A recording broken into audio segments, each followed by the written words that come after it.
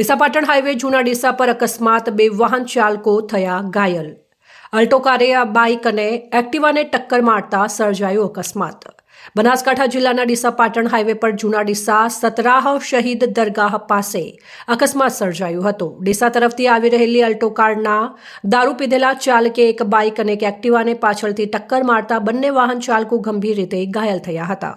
પ્રાથમિક માહિતી અનુસાર અલ્ટો કારે બાઇક અને એક્ટિવાને એટલી જોરદાર ટક્કર મારી હતી કે બંને વાહનોના ટુકડે થઈ ગયા હતા।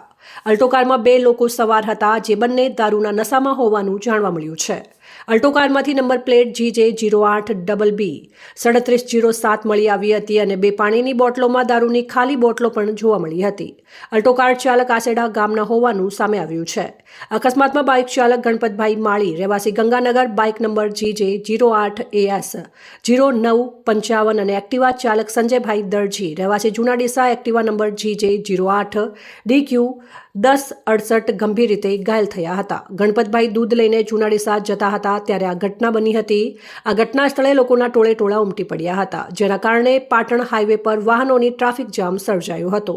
સ્થાનિક લોકોએ તાત્કાલિક 108ને જાણ કરતા એમ્બ્યુલન્સ ઘટના સ્થળે પહોંચી અને બંને ઇજાગ્રસ્તોને સારવાર અર્થે ડીસા સિવિલ હોસ્પિટલ ખસેડવામાં આવ્યા।